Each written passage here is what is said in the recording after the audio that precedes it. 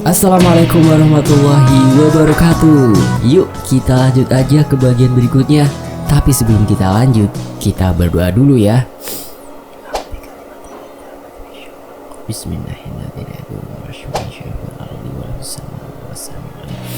Allahumma sholli ala sayyidina Muhammad sallallahu alaihi wasallam.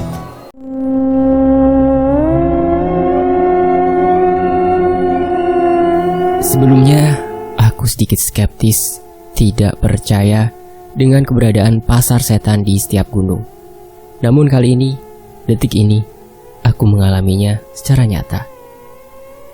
Kepalaku mulai terasa berat, kelopak mataku tak dapat lagi kubuka lebar-lebar. Rasa kantukku ini sudah sangat tidak tertahankan. Di sela-sela keadaanku yang masih berada di antara sadar dan tidak sadar, telingaku menangkap suara lirih yang berasal dari luar tenda. "Bang Dipta, maafin gue bang," ucap suara itu dengan nada datar. Rasa kagetku sudah terkalahkan oleh rasa kantuk. Aku menyadari itu adalah suara Ega, namun raga ini sudah lemas tak berdaya. Hingga akhirnya, aku terlelap menunggu pagi. Aku ingin melupakan setiap penggalan kejadian yang kualami malam ini. "Selamat malam, Pasar Bubrah." Suara ayam berkokok membangunkan tidur lelapku. Suara alarm HP-ku ternyata. Aku kira seekor ayam bisa mendaki begitu jauhnya hingga mencapai Pasar Bubrah. Memang sengaja aku pasang nada kokok ayam supaya terdengar klasik. Jam yang tertera di layar HP menunjukkan angka 4:10. Teman-teman satu tendaku semuanya masih tertidur pulas. Alhamdulillahilladzi ahyana ba'dama amatana wa ilaihin nusyur. Entah apa yang diimpikan Kucai, mulutnya terbuka dan kadang tertawa kecil tanpa sebab. Nyawaku masih belum terkumpul semua. Sebagian masih terbang di awang-awang, belum sepenuhnya masuk kembali ke dalam tubuh ini. Aku terduduk dengan sleeping bag yang menyelimuti kakiku. Aku ambil kuplukku di pojokan tenda yang terlepas ketika aku tertidur. Tiba-tiba aku teringat sesuatu. Semalam dalam keadaan sadar tidak sadar, samar ku dengar suara Ega yang meminta maaf kepadaku. Kasihan juga dia. Siapa tahu dia memang mengakui kesalahannya. Dan mungkin kesalahan ini dia tertidur di luar. Loh, kemana dia? Aku tidak melihat Ega. Melihat suasana di luar tenda, seketika bulu kuduku meremang hebat. Aku tidak lagi melihat pedagang-pedagang yang menjajakan dagangannya di sana. Pasar itu sudah raib bak ditelan bumi. Di sana hanya menyisakan tenda para pendaki lain yang masih dalam kondisi tertutup. Udara dingin mencengkram wajahku. Indera penciumanku sedikit terhalangi. Ingin rasanya ku bangunkan Yoyo dan yang lain untuk segera ngopi bareng dan ngudut bareng supaya tubuh ini terasa lebih hangat. Urusanku belum selesai dengan Ega. Kugeserkan carrier yang menghalangi mulut tenda. Kupakai kaos kaki, kemudian kusiapkan otot-otot kakiku untuk beranjak keluar tenda, memeriksa keberadaan sahabat Mulki itu. "Ga, Ega!" Aku sedikit mengeraskan suaraku sembari memutarkan badan 360 derajat. Kuharap yang semalam meminta maaf di samping tendaku itu memang benar-benar Ega. Bukan Ega yang kulihat terpasung yang dijajakan salah satu pedagang di pasar setan semalam. "Ga, Ega!" Aku terus memanggil namanya, berkeliling sekitaran tenda, namun Ega tetap tidak ada. Kuputuskan untuk kembali ke tenda, membangunkan teman-temanku untuk segera bersiap naik ke puncak gunung. "Dari mana lu, Dip?" Ternyata Ibang sudah terbangun, matanya masih sepet. "Gue nyari si Ega. Gue dengar pas malam dia bilang minta maaf di pinggiran tenda kita." Ibang terdiam. Awalnya, kusangka dia akan berontak seperti kejadian di pos 2. Kali ini dia tertunduk. Beberapa kali, dia memejamkan mata sembari menghembuskan nafas panjang. "Kenapa bang?" tanyaku. "Dia juga datang ke mimpi gue, minta maaf juga," jawabnya. Dahiku mengkerut. Kubungkukkan badan seraya menatap matanya yang terpancar keseriusan. Berbeda dengan Ibang yang ku alami semalam, memang benar-benar nyata terdengar. Di mimpi itu, gue keluar tenda. Gue lihat di luar, si Ega udah duduk nungguin. Muka dia banyak banget luka. Kemejanya juga udah compang-camping. Dia minta maaf terus ke gue sambil nangis. Gue jadi kasihan lihatnya. "Tutup Ibang." Aku mengusap wajahku. Apa yang dilihat Ibang dalam mimpinya sama dengan yang dilihat olehku sewaktu aku melihat Ega terpasung. "Bang, coba bangunin si Kucai sama Gundil juga," kita tanya. "Siapa tahu mereka juga mimpiin si Ega. Sekalian bangunin buat siap-siap ke puncak," pintaku. Ibang dan aku membangunkan Kucai dan Gundil. Namun entah makhluk apa yang mendekap Kucai. Ia susah sekali dibangunkan. Berbeda dengan Gundil, dia seketika terbangun ketika aku menepuk kakinya. Ibang berinisiatif mengambil air segenggam, lalu dicipratkan ke wajah Kucai. Ternyata cara itu berhasil. Kucai terperanjat, mukanya kesal. "Kampret, apaan sih lu?" Kucai menggerutu sambil mendorong Ibang. Bangun, kita ke puncak." Ibang menimpal. "Dil, Cai, kalian dimimpiin si Ega nggak?" Aku langsung masuk ke inti pertanyaan. Kompak, Kucai dan Gundil menggelengkan kepalanya. Lalu aku menceritakan apa yang terjadi padaku dan Ibang. Mereka semua hanya bisa terdiam.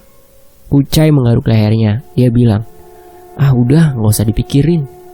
Kami merenung sesaat. Beberapa pertanyaan mencemaskan hinggap di kepalaku. Bagaimana kalau itu pertanda buruk bagi Ega di luar sana? Beberapa menit sudah waktuku hilang percuma gara-gara melamunkan Ega. Hampir saja aku terlupa tujuanku untuk melanjutkan pendakian ke puncak. Gue bangunin si Yoyo dulu ya, ucapku. Aku beranjak keluar tenda, melangkah perlahan menuju tenda Yoyo. Bangun, yo, Ki, Desti, ayo kita siap-siap," seruku dari luar tenda. Tak lama, pintu tenda terbuka. Mulki yang membukanya. Kulihat ke dalam, di tenda itu hanya berdua. Aku lagi-lagi tidak melihat Yoyo. Loh, si Yoyo belum juga balik. "Belum, Dip," jawab Mulki.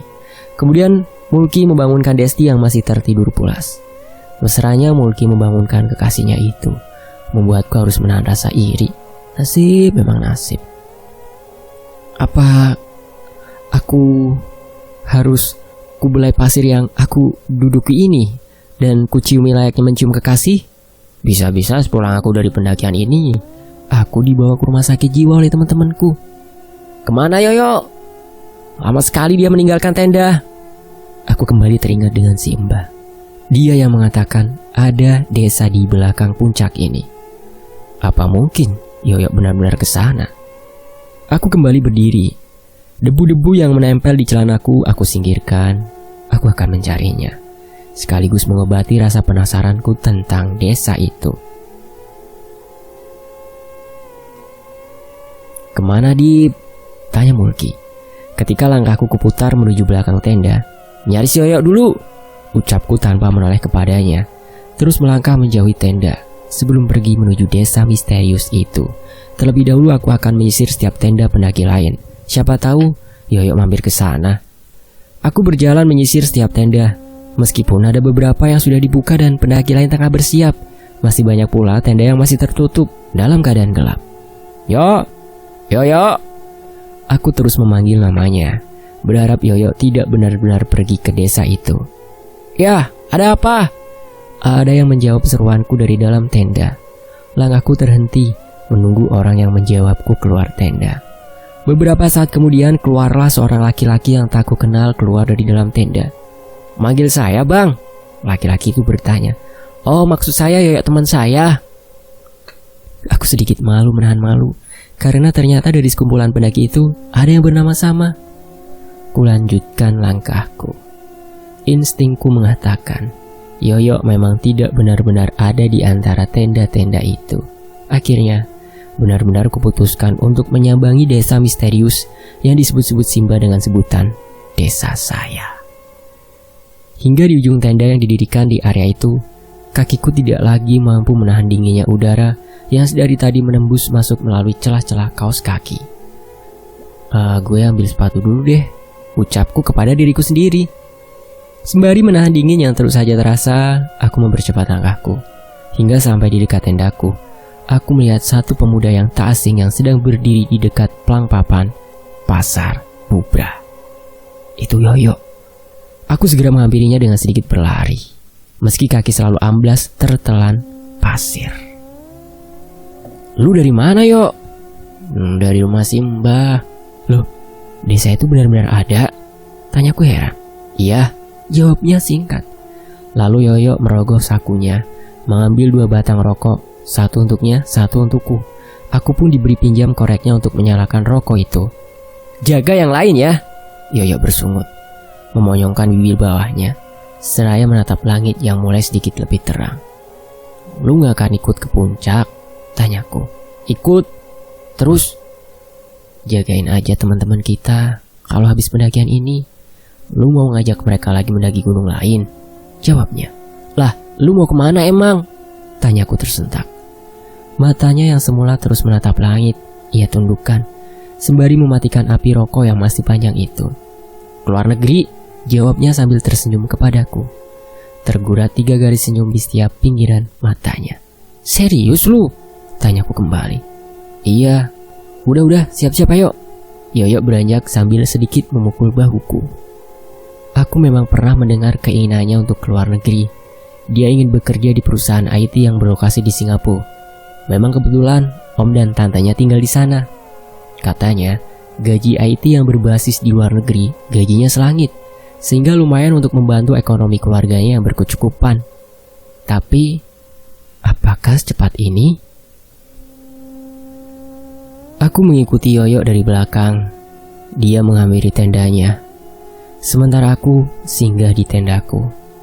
Aku melihat Ibang dan Kucai. Di antara keduanya, sepertinya tengah ada perdebatan yang serius. Si Kucai katanya mau naik ke puncak tusuk gigi, Dip, ucap Ibang mengerutkan dahi. Mendengar pengakuan itu, darahku berdesir. Aku sedikit terkejut karena tempat itu adalah tempat di mana seorang pendaki terpleset lalu terjun bebas ke bawah hingga akhirnya tewas beberapa waktu lalu. Apa-apaan lu, Cai? Lu gak tahu apa? Puncak itu pernah makan korban. Aku memarahinya. Slow aja, Dip. Gue gak akan kenapa-napa. Gue penasaran aja pengen naik itu puncak. Lu bisa jamin apa? Kalau lu kenapa-kenapa, kita juga yang repot. Ingat ibu lu. Gak usah macem-macem deh, Cai. Aku terus menggerutu. Pokoknya gue gak akan apa-apa. Gue yakin, ucap Kucai bersikuku dengan pendiriannya. Aku melihat wajah yang penuh keyakinan dari Kucai. Dengan berat hati, aku tidak bisa melarangnya pergi. Ya udah, ayo kita kumpul dulu, seruku sembari menahan kekesalan. Kami berkumpul di antara 2 tenda-tendaku dan tenda Yoyo. Seperti apa yang dilakukannya di base camp, Yoyo memimpin doa. Teman-teman, pendakian ini gak akan pernah kita bisa lupain. Sebentar lagi kita berdiri di tanah tertinggi gunung ini. Semua lelah akan sirna. Semua harap akan segera terkabul. Yoyo bertutur berbarengan dengan kepulan asap dari nafas yang ia hembuskan. Dari sini, gue udah titip ke si Dipta. Kalian mau mendaki kemanapun, percaya sama dia. Sekaligus, ini pendakian terakhir gue bareng kalian, lanjut Yoyo. Matanya menatap agak lama kepada Mulki dan Desti. Perkataannya membuat semua bingung. Ibang, Gundil, Mulki dan Kucai saling memandang. Lu mau kemana sih, Yo? Tanya Gundil. Mau keluar negeri dia. Kayaknya jadi mau menetap di Singapura. Aku menjawab pertanyaan Gundil. Santai aja kali, Yo. Kalau lu balik ke Indo, sempat-sempatin aja mendaki bareng kita lagi, ucap Ibang sambil menepuk-nepuk bahu Yoyo. Yoyo hanya membalasnya dengan senyuman dan berkata, udah, kita berdoa dulu. Berdoa, mulai. Kami menundukkan kepala. Bukan hanya itu, lisan dan hati kami berkolaborasi memanjatkan doa, mengharap keselamatan dari Sang Pencipta, Allah Subhanahu wa Ta'ala. Matahari masih sedikit malu-malu menunjukkan dirinya di balik desiran angin dingin yang membuatku bergidik. Tatapanku tertuju fokus ke pijakan tertinggi Gunung Merapi. Berdoa selesai. Yoyo mengakhiri doa. Ia lalu menjulurkan tangannya ke tengah-tengah lingkaran, diikuti oleh aku dan yang lainnya. "Semangat!" teriak Yoyo. Kami menjatuhkan tangan dengan cepat, melemparkan segenap rasa keraguan berganti dengan semangat yang tinggi. Yoyo menepuk bahuku. Kami berjalan beriringan. Tidak ada leader ataupun sweeper. Semua mata tertuju pada titik yang sama. Kontur pasir yang terus menelan langkah kaki sedikit menghambat. Padahal yang terlihat oleh mata, puncak sudah sangat dekat. Namun apa daya, semua penglihatan hanyalah ilusi yang dapat menipu diri. "Dip, yuk, bentar!" teriak Mulki dari belakang. Aku dan Yoyo menoleh. Desti nampak memegangi kepalanya. Segera aku berlari ke tempat mereka berdiri. "Pusing!" erang Desti. Wajahnya sedikit pucat. Mungkin Desti sudah banyak mengeluarkan darah. Aku khawatir. Jujur, ini yang aku khawatirkan jika membawa orang yang sedang haid. Bukan hanya mitos yang kupercayai. Ada sedikit penjelasan ilmiah yang membuatku tidak mau membawa Desti ke sini. "Balik ke tenda aja, Des, tunggu di sana." Desti menatapku, lalu menatap Mulki. Tatapan itu sama seperti sesaat sebelum Desti mengancam hubungannya dengan Mulki. "Wah, terserah deh," gumamku dalam hati. Desti tetap ingin memaksakan. Mulki memintakan minum untuk kekasih egoisnya itu kepada Yoyo. Dengan sukarela Yoyo memberikan botol minumannya kepada Mulki. Setelah Pangeran Mulki memanjakan ratunya, kami melanjutkan langkah. 1 jam waktu tempuh dari tenda ke puncak Merapi. Pemandangan indah dari matahari yang masih mulai terbit dan pemandangan mengerikan dari kawah yang seakan ingin melahap tubuh-tubuh yang bengal terjadi di sana. Lelahku luruh. Semua beban yang kupikul dari awal berangkat dari Bandung sirna sudah. Berganti kesenangan dan kebahagiaan yang tak dapat kulukiskan meski dalam kata. Kupejamkan mata sejenak, menikmati setiap desiran angin kencang yang menerpa wajah. Indah sekali ya Allah. Ajari kami menjaga keindahan ini. Jangan sampai negeri ini dirusak oleh tangan-tangan yang tidak pernah mengerti akan keindahan-Mu. Ajari kami menjaganya. Ajari kami menjaganya. Kubuka kembali mataku secara perlahan. Hamparan awan menggumpal-gumpal layaknya samudera dengan ombaknya. Ditambah warna putihnya diberi sedikit gradasi oranye oleh cahaya matahari yang baru muncul. Aku menghampiri Yoyo. "Yo, seneng banget gue bisa kesini. Makasih ya." Yoyo tersenyum sembari mengangguk. "Abis ini kita mau ke gunung mana lagi, Yo?" "Oh iya, gue lupa abis ini lu jadi ke Singapura kan?" lanjutku. Sebenarnya aku menahan kesedihanku, tapi seperti kata pepatah, seorang laki-laki pantang menunjukkan dirinya sedang bersedih. Dalam duduknya, Yoyo menatap langit. Dia berkata, "Gue mau ke bulan aja. Gue pengen tahu rasanya ngeliat indahnya bumi dari tempat yang lebih tinggi."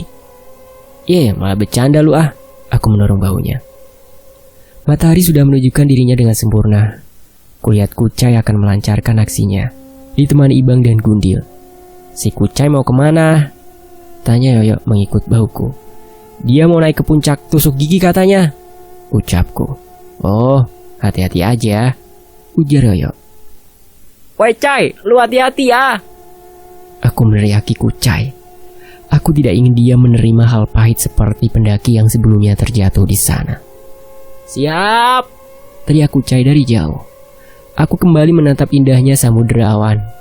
Kuambil rokok yang ada di saku celanaku untuk kuhisap.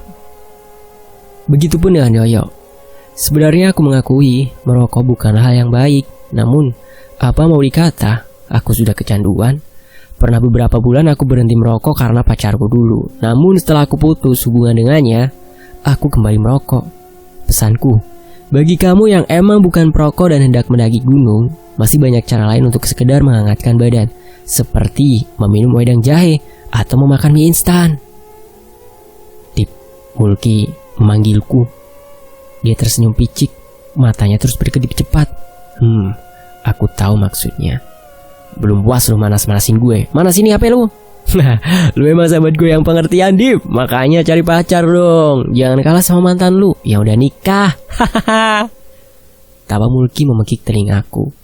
Kakiku menendang pantatnya, tapi Mulki berhasil mengelak. Udah sana, aku menggerutu. Aku menyelaraskan lensa kamera dengan pose mereka. Kuatur posisi mereka supaya terlihat bagus. Kebetulan kakakku adalah seorang fotografer, sehingga aku mengenali sedikit ilmu tentang seni potret. Terus kucocokkan posisi mereka agar terlihat serasi dengan view samudera awan sebagai backgroundnya. Astaga, aku terkaget sendiri setelah melihat sebuah tangan pucat pasi yang menyampir di bahu Mulki. Tangan itu sama seperti tangan yang kulihat sebelumnya. Aku berniat akan meneriakinya, memberitahu ada tangan yang menyampir santai di bahunya. Namun setelah kupalingkan mataku dari layar HP, dalam kenyataannya, tangan itu tidak ada.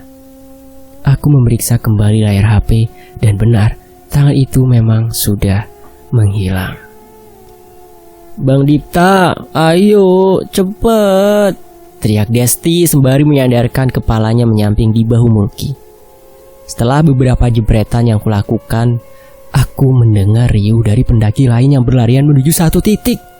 Puncak tusuk gigi. Ya Tuhan, Kucai! Ada yang jatuh! Teriak salah satu pendaki yang tak kukenal. Tak pikir panjang, aku segera berlari ke puncak yang membahayakan itu. Yoyo, Mulki, dan Desti pun ikut berlari menghampiri titik yang sama. Sesampainya di kerumunan dapat kulihat Gundil panik.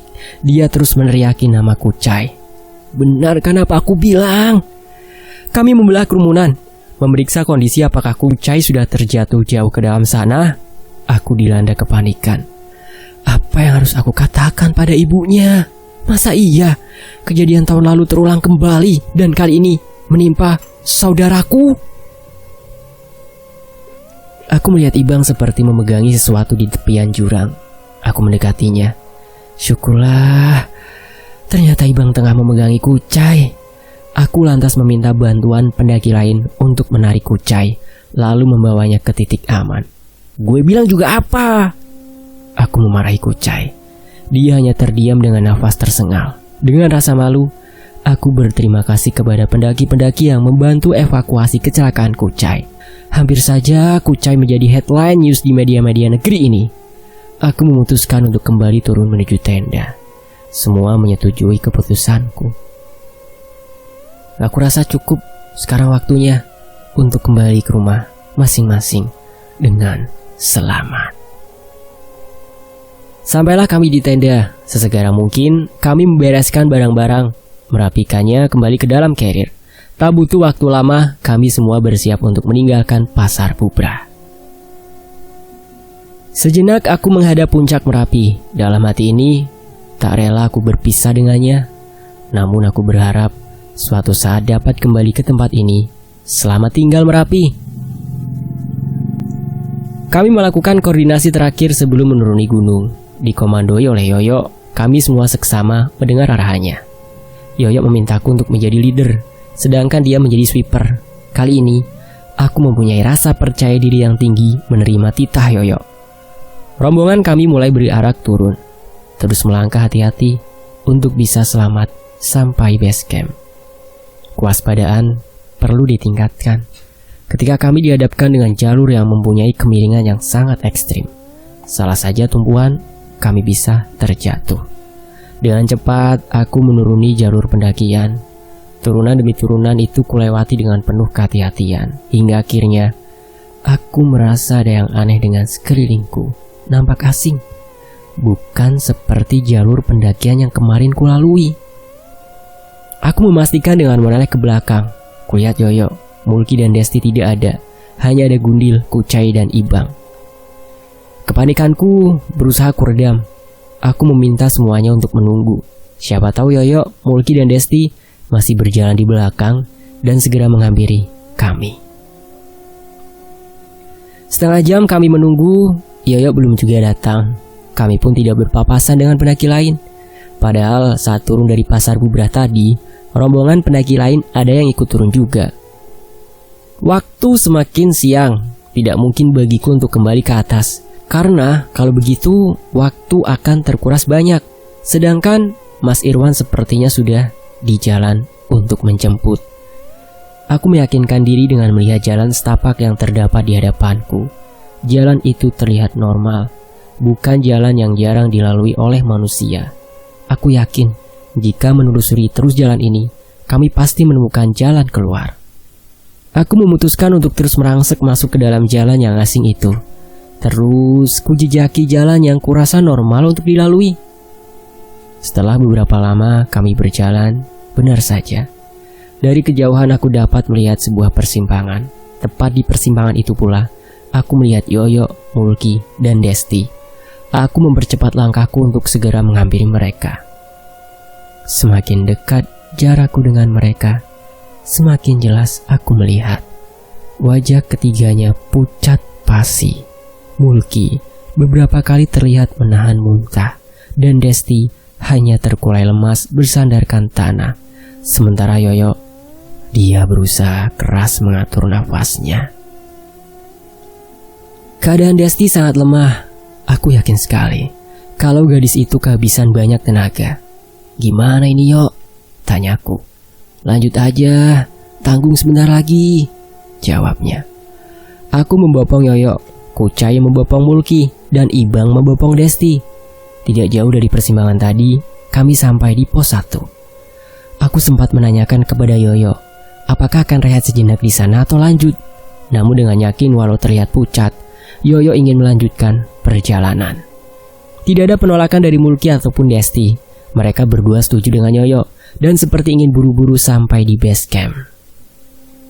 Kami terus melanjutkan perjalanan. Walaupun banyak terhenti, aku sangat bersyukur kami bisa selamat sampai base camp. Rasa kebahagiaanku terbayar sudah. Mitos yang melekat pada pendaki yang sedang haid kami lewati dengan susah payah. Namun sepertinya itu hanya prasangka awalku saja. Keresahan ternyata belum juga reda. Ketika kami menginjakan kaki di tanah parkiran base camp, Yoyo tiba-tiba pingsan. Aku langsung membawa Yoyo ke salah satu warung di sana bersama Mulki dan Desti yang kondisinya tidak kalah memprihatinkan. Aku berusaha untuk tetap tenang dengan menciumkan minyak angin ke hidung. Aku harap dia lekas sadar, akan tetapi Yoyo tidak bereaksi apapun. Gundil segera merogoh saku celananya dan mengambil HP-nya. Ia mengaktifkan kembali HP-nya. Banyak panggilan tak terjawab dari Mas Irwan. Ucap Gundil dengan nada sedikit meninggi. Lantas Gundil menelpon Mas Irwan. "Mas Irwan udah deket, masih di jalan," bisiknya memberitahu kami. Kemudian dia mendekatkan kembali HP-nya ke telinganya. Dalam percakapannya itu, ekspresi Gundil berubah drastis. Kecemasannya terlukis jelas. Setelah menerima informasi selanjutnya dari Mas Irwan, Gundil tergesa menutup teleponnya. Dia berkata, "Si Ega udah ada di rumah Mas Irwan. Dia lagi pingsan." Aku dan Ibang saling memandang. Aku sendiri terkejut mendengar kabar itu. Apalagi semalam aku didatangi Ega di puncak. Tidak mungkin secepat itu dia kembali ke rumah Mas Irwan. Belum sempat aku meredakan kepanikanku karena Yoyo, Mulki dan Desti terkapar. Aku harus menerima kabar buruk mengenai Ega. Kenapa dia?